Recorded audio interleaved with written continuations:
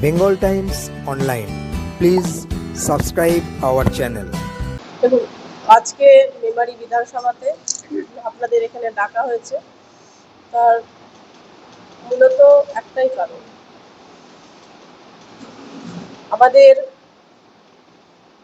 ইলেকশনের রেজাল্ট বেরিয়েছে 4 তারিখ। তো 4 তারিখের দুপুরবেলা আমাদের দলীয় নির্দেশ আসে আমাদের কাছে যে কোনো রকমভাবে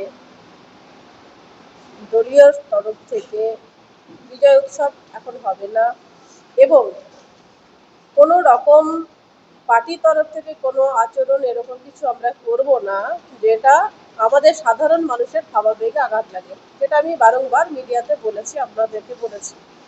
এবং সাংগঠনিকভাবে আমাদের বিভিন্ন স্তরে বৈঠকও শুরু করেছি পার্টির নির্দেশ অনুসারে। এবং গতকাল আমরা আমাদের জেলা কার্যালয়ে একটা সাংবাদিক প্রেস কনফারেন্সও করেছি এবং সাংগঠনিক টোটাল একটা বৈঠক করেছি। আমার জেলার সম্পাদক মণ্ডলী, মণ্ডল প্রেসিডেন্ট, জেলার সমস্ত মোর্চার সভাপতি, বিধানসভার ইনচার্জ, কনভেনার, আমাদের পার্টির স্ট্রাকচার অনুসারে, সিস্টেম অনুযায়ী সকলকে নিয়ে আমরা বৈঠক করেছি এবং একই বার্তা আমরা নিচু স্তর পর্যন্ত পৌঁছেছি। সেটা প্রথম দিন থেকে আজকের দিনেও আমরা একই বার্তা পৌঁছেছি। যদিও আজকের দিনে দাঁড়িয়ে হয়তো অনেকটাই সমস্ত বিষয়টা আয়ত্তে এসে গেছে, যেটা চলছে, যেটা আপনারা বারবার দেখছি খবর করছেন এবং আপনাদের মিডিয়ার মাধ্যমে বেশ কিছু ছোট ছোট বিক্ষিপ্ত ঘটনা আমরা দেখতে পাচ্ছি, যেটা একদমই ভারতীয় জনতা পার্টি ক্ষমতায় আসার পর হওয়া একদম উচিত নয়, সেটা আমাদের দল বলে দিয়েছিল। সেই জন্য দলের নির্দেশ অনুসারে আমরা কিন্তু কোথাও বিজয় উৎসবও করিনি, বিজয় উৎসবও আমাদের টোটাল বন্ধ। এই কারণেই যে পশ্চিমবঙ্গ এতদিন মানুষ দেখেছে, যে সরকার এতদিন মানুষ দেখেছে, সেই সরকার মানুষ পরিত্রাণ করেছে। নতুন পশ্চিমবঙ্গ আবার তৈরি হবে, সেই সোনার বাংলা আবার তৈরি হবে, সেই সভাপ্রসাদের বাংলা আবার তৈরি হবে। সেই জন্য আমাদের এমন শান্ত পরিবেশ, যেমন শান্ত পরিবেশে আমাদের ভোট হয়েছে, শান্ত পরিবেশে আমাদের ভোট গণনা হয়েছে, আমরা আজকে বিরোধী থেকে আজকে আমরা শাসক দল হয়েছি, আজকে আমরা সরকারে এসেছি। এবং আমাদের একটাই বার্তা প্রথম দিন থেকে রয়েছে যে কোনো জায়গায় কোনো রকম বিরোধী কেন, কোনো রকম কোনো রূপ এমন আচরণ করা যাবে না যেটা সাধারণ মানুষের ভাবাবেগে আঘাত লাগে। কোথাও ছোটখাটো কয়েকটা ঘটনা মেমারিতে হয়েছে, সেই জন্য আজকে মেমারিতে স্পেসিফিক আপনাদের ডেকেছি। আমাদের দলের তরফ থেকে বিধায়কদেরও বলা হয়েছে, ওনারাও ওনাদের মতন 100% চেষ্টা করছেন, সব জায়গায় যাচ্ছেন এবং এরকম যদি কোথাও দেখছেন সেখানে তুরন্ত গিয়ে তার ব্যবস্থা নিচ্ছে। আমার মণ্ডল প্রেসিডেন্ট এবং আমার সাংগঠনিক দলের যারা রয়েছে, দায়িত্বে রয়েছে, তারাও গিয়ে সেখানে যাচ্ছে এবং এইরকম কিছু আচরণ দেখলে বা কোথাও কেউ পার্টি অফিসে ফ্ল্যাগ লাগিয়ে দিচ্ছে, কোনো পঞ্চায়েতে যদি কেউ ফ্ল্যাগ লাগিয়ে দেয় সেটা খুলে তাদের হাতে তুলে দেওয়া হচ্ছে। কেন কি ভারতীয় জনতা পার্টির এটা কৃষ্টি কালচার নয়। এবার বলছেন, এবার আমার প্রশ্ন হচ্ছে বা বলার বিষয় হচ্ছে, যেটা এখন হচ্ছে 4 তারিখ দুপুর 12টার পর কিছু মানুষ হঠাৎ করে গেরুয়া তিলক পরে, মাথায় ফেটটি বেঁধে রাস্তায়, দেখুন টোটোতে ফ্ল্যাগ লাগানো, এখন বাইকে ফ্ল্যাগ লাগানো, অতি বিজেপি যারা হয়ে গেছে তারা এই সমস্ত আচরণগুলো করছে, যেটা আমাদের দল কোনো রূপভাবে এটা মানছে না।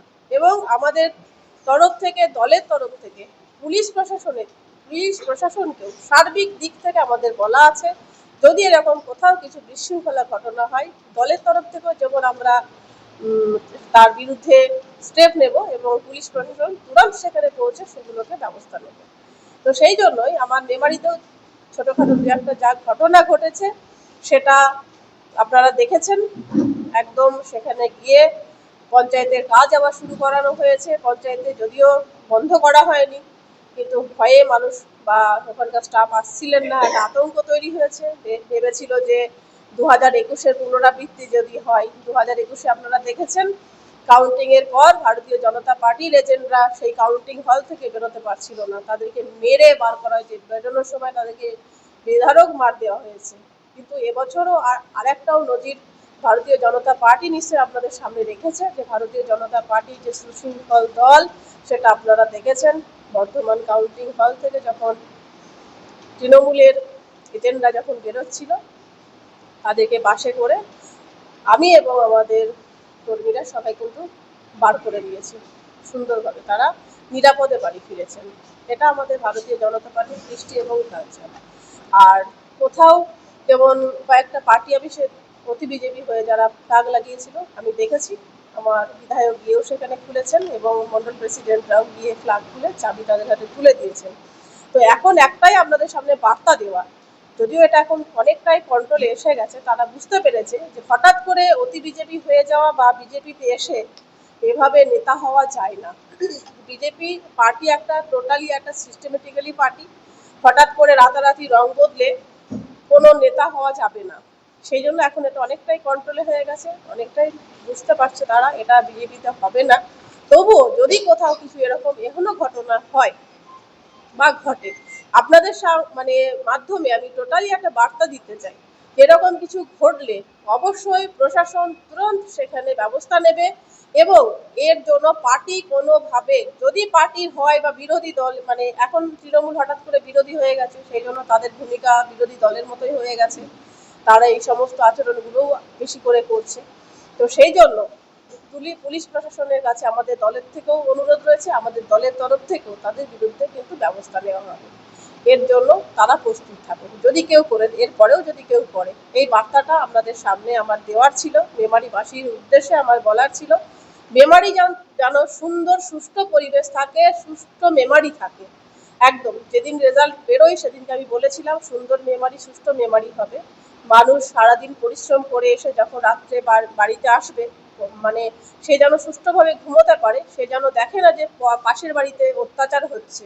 এই মেমারি আমরা চাই না, বা এই জেলাও আমরা চাই না, এই পশ্চিমবঙ্গ আমরা চাই না। সেই জন্য আপনাদের সামনে এই বার্তা আমাদের আজ দেওয়ার ছিল।